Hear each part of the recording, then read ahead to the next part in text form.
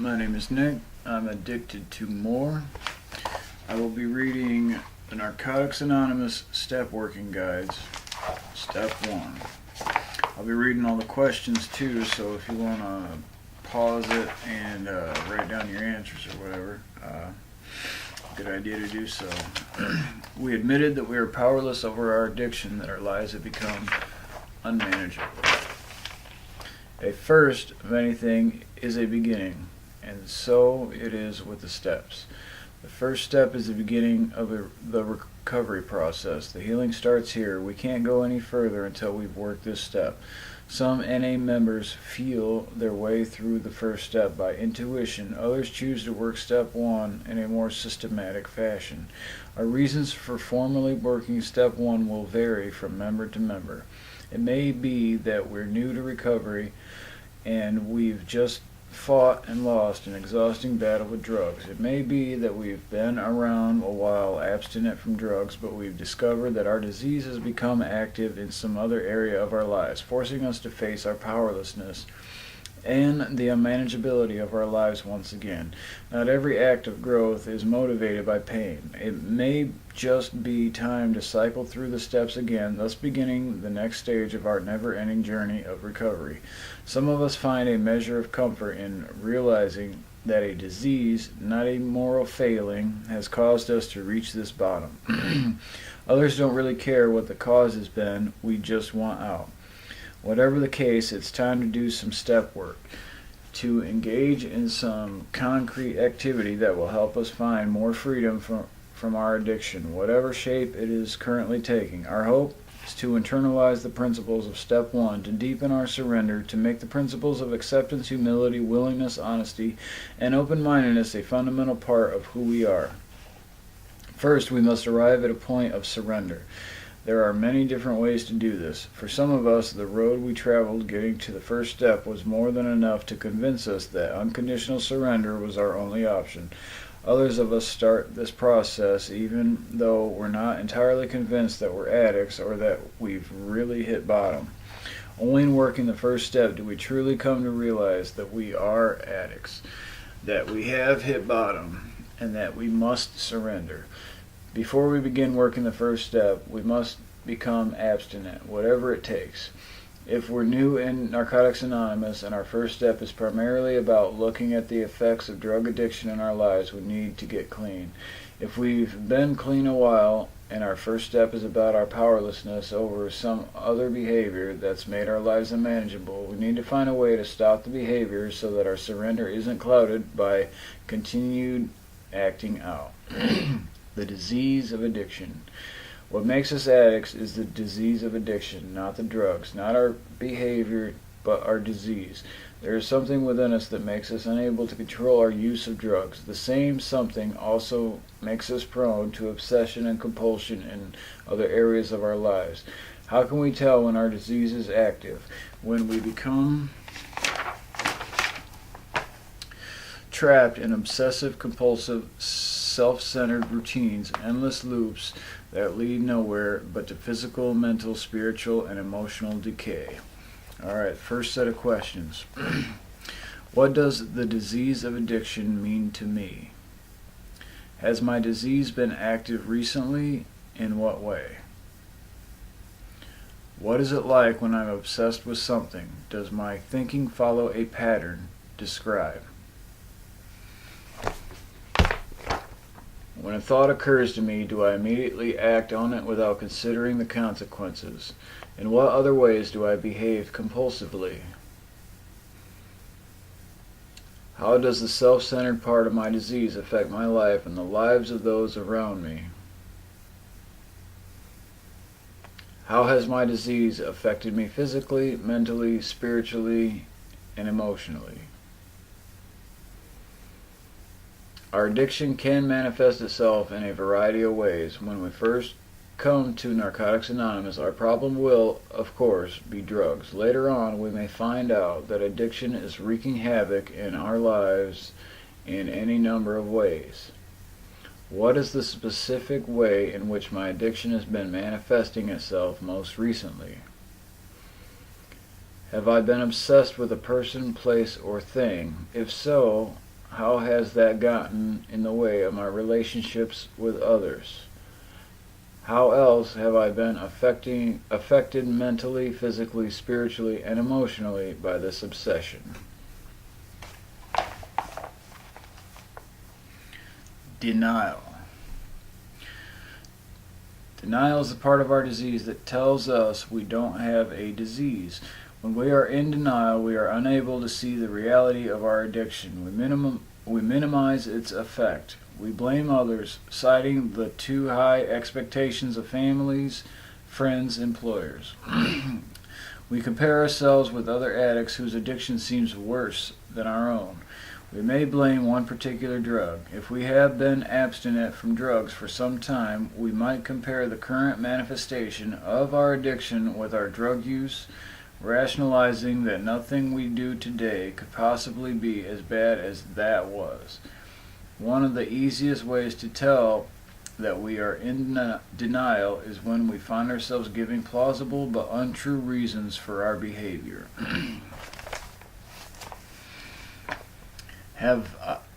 Next set of questions. Have I given plausible but untrue reasons for my behavior, and what have they been? Have I compulsively acted on an obsession and then acted as if I had actually planned to act that way? When were those times? How have I blamed other people for my behavior? How have I compared my addiction with others' addiction? Is my addiction bad enough if I don't compare it to anyone else's? Am I comparing a current manifestation of my addiction to the way my life was before I got clean? Am I plagued by the idea that I should know better?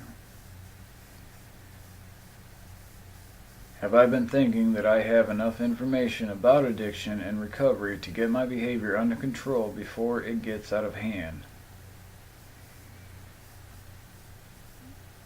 Am I avoiding action because I'm afraid I will be ashamed when I face the results of my addiction?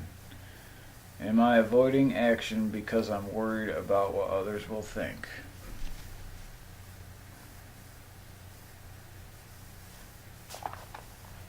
Hitting bottom, despair and isolation. Our addiction finally brings us to a place where we can no longer deny the nature of our problem. All the lies, all the rationalizations, all the illusions fall away as we stand face to face with what our lives have become. We realize we've been living without hope. We find we've become friendless or so completely disconnected that our relationships are a sham, a parody of love and intimacy. Though it may seem that all is lost when we find ourselves in this state, the truth is that we must pass through this place before we can embark upon our journey of recovery. What crisis brought me to recovery?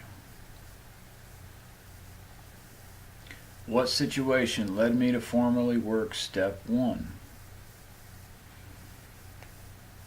When did I first recognize my addiction as a problem? Did I try to correct it? If so, how? If not, why not?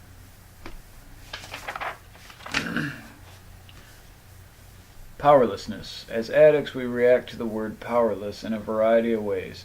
Some of us recognize that a more accurate description of our situation simply could not exist and admit our powerlessness with a sense of relief. Others recoil at the word, connecting it with weakness or believing it to indicate some kind of character deficiency. Understanding powerlessness and how admitting our own powerlessness is essential to our recovery will help us get over any negative feelings we may have about the concept. We are powerless when the driving force in our life is beyond our control. Our addiction certainly qualifies as such an uncontrollable driving force. We cannot moderate or control our drug use or other compulsive behaviors, even when they are causing us to lose the things that matter most to us. We cannot stop even when to continue will surely result in irreparable physical damage. We find ourselves doing things that we would never do if it weren't for our addiction, things that make us shudder with shame when we think of them. We may even decide that we don't want to use, that we aren't going to use, and realize we are simply unable to stop when the opportunity presents itself. We may have tried to abstain from drug use or other compulsive behaviors, perhaps with some success, for a period of time without a program, only to find that our untreated addiction eventually takes us right back to where we were before. In order to work the first step, we need to prove our own individual powerlessness to ourselves on a deep level. Questions. Over what exactly am I powerless? I've done things while acting out on my addiction that I would never do when focusing on recovery. What are they? What things have I done to maintain my addiction that went completely against all my beliefs and values? How does my personality change when I'm acting out on my addiction? Do I become arrogant, self-centered, mean-tempered, passive to the point where I can't protect myself, manipulative, or whiny? Do I manipulate other people to maintain my addiction? How? Have I tried to quit using and found that I couldn't? Have I quit using on my own and found that my life was so painful without drugs that my abstinence didn't last very long? What were these times like? How has my addiction caused me to hurt myself or others? Unmanageability. The first step asks us to admit two things. One, that we are powerless over our addiction, and two, that our lives have become unmanageable. Eventually, we would be hard-pressed to admit one and not the other. Our unmanageability is the outward evidence of our powerlessness. There are two general types of unmanageability. Outward unmanageability, the kind that can be seen by others, and inner or personal unmanageability. Outward unmanageability is often identified by such things as arrests, job losses, and family problems. Some of our members have been incarcerated. Some have never been able to sustain any kind of relationship for more than a few months. Some of us have been cut off from our families, asked never again to contact them. Inner or personal unmanageability is often identified by unhealthy or untrue belief systems about ourselves, the world we live in, and the people in our lives. We may believe we're worthless. We may believe that the world revolves around us, not just that it should, but that it does. We may believe that it isn't really our job to take care of ourselves. Someone else should do that. We may believe that the responsibilities the average person takes on as a matter of course are just too large a burden for us to bear. We may over or underreact to events in our lives. Emotional volatility is often one of the most obvious ways in which we can identify personal unmanageability. Yeah, obvious ways. What does unmanageability mean to me? Have I ever been arrested or had legal trouble as a result of my addiction? Have I ever done anything I could have been arrested for if only I were caught? What have those things been? What troubles have I had at work or school because of my addiction? What trouble have I had with my family as a result of my addiction? What trouble have I had with my friends as a result of my addiction? Do I insist on having my own way, and what effects has my insistence had on my relationships? Do I consider the needs of others? What effect has my lack of consideration had on my relationships? Do I accept responsibility for my life and my actions? Am I able to carry out my daily responsibilities without becoming overwhelmed? How has this affected me?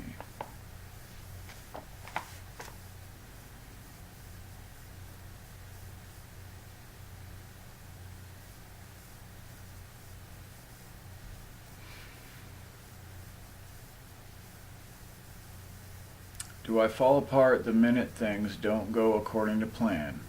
How has this affected my life? Do I treat every challenge as a personal insult? How has this affected my life? Do I maintain a crisis mentality, responding to every situation with panic? And how has that affected my life? Do I ignore signs that something may be seriously wrong with my health or with my children, thinking things will work out somehow? And describe. When in real danger, have I ever been either indifferent to that danger or somehow unable to protect myself as a result of my addiction? Describe.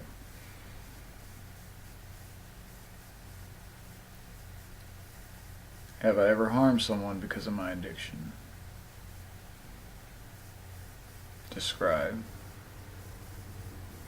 Do I have temper tantrums or react to my feelings in other ways that lower my self-respect or sense of dignity? And describe.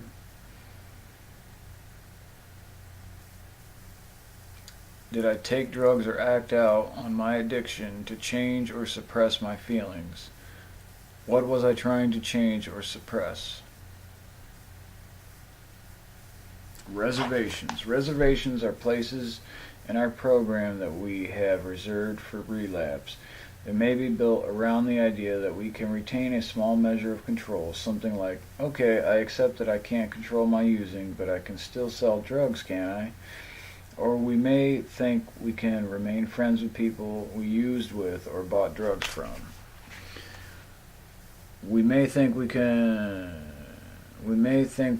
that certain parts of the program don't apply to us. We may think there's something we just can't face clean, a serious illness, for instance, or the death of a loved one, and plan to use if it ever happens. We may think that after we've accomplished some goal, made a certain amount of money, or been clean for a certain number of years, then we'll be able to control our using. Reservations are usually tucked away in the back of our minds. We are not fully conscious of them. It is essential that we expose any reservations we may have and cancel them right here, right now. Have I accepted the full measure of my disease? Do I think I can still associate with the people connected with my addiction? Can I still go to places where I used? Do I think it's wise to keep drugs or paraphernalia around just to remind myself or test my recovery, and why? Is there something I think I can't get through clean, some event that might happen that will be so painful that I'll have to use to survive the hurt?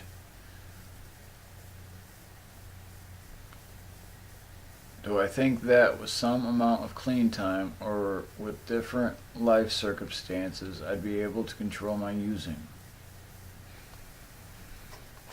And what reservations am I still holding on to? Surrender.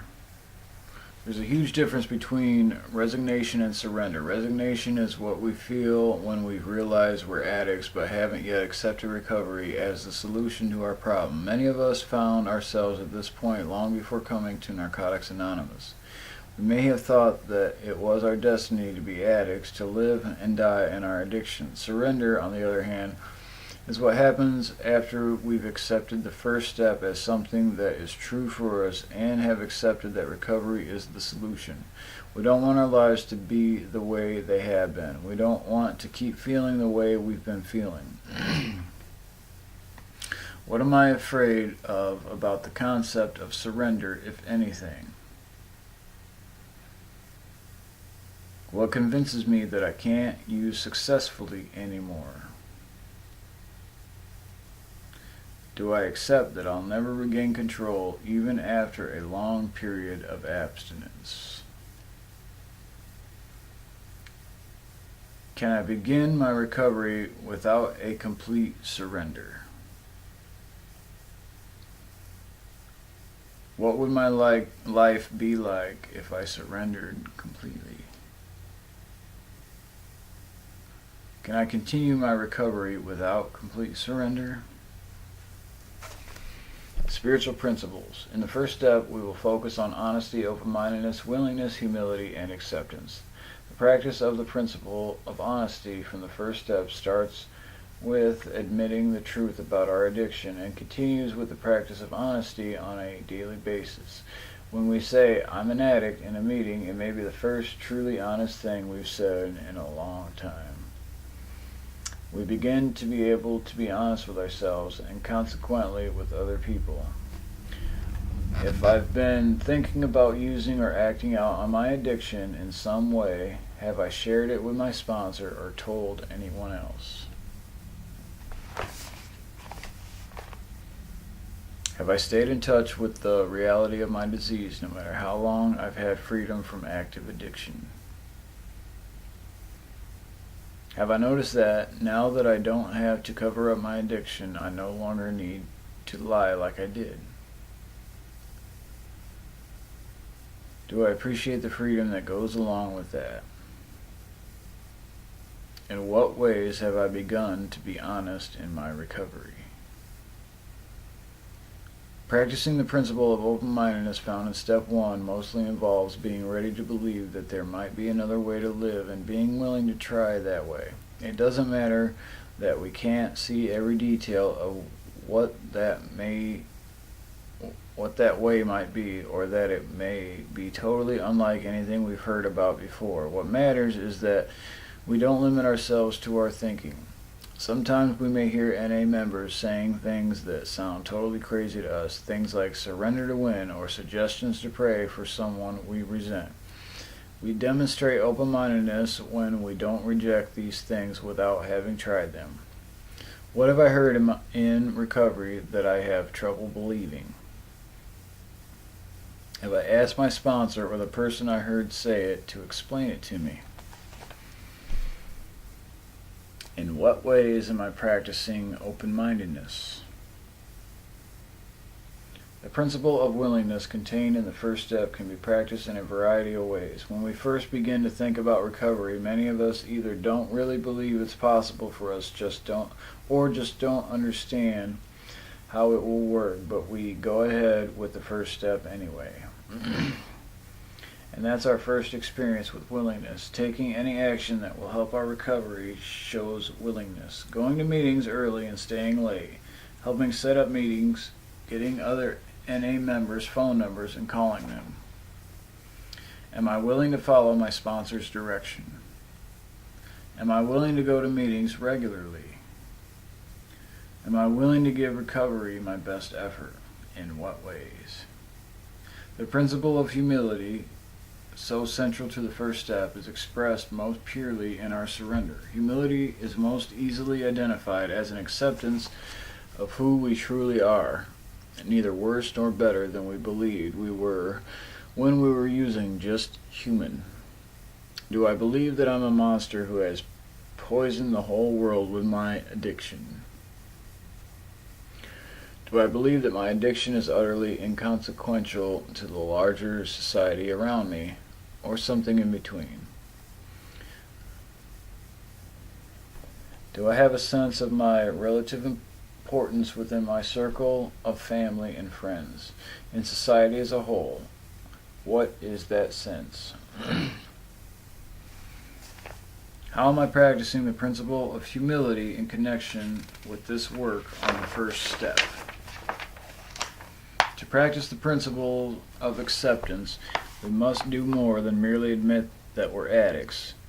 When we accept our addiction, we feel a profound inner change that is underscored by a rising sense of hope. We also begin to feel a sense of peace. We come to terms with our addiction, with our recovery, and with the meaning those two realities will come to have in our lives.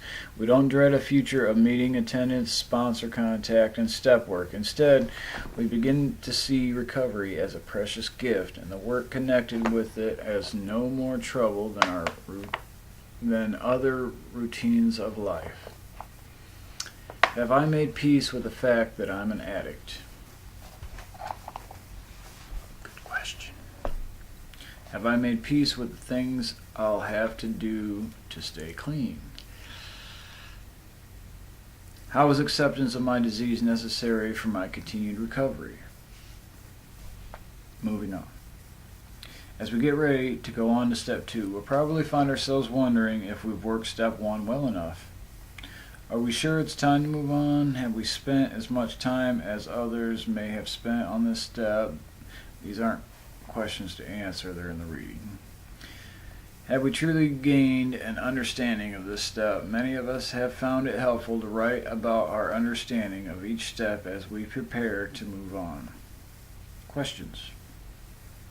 How do I know it's time to move on? What is my understanding of step 1?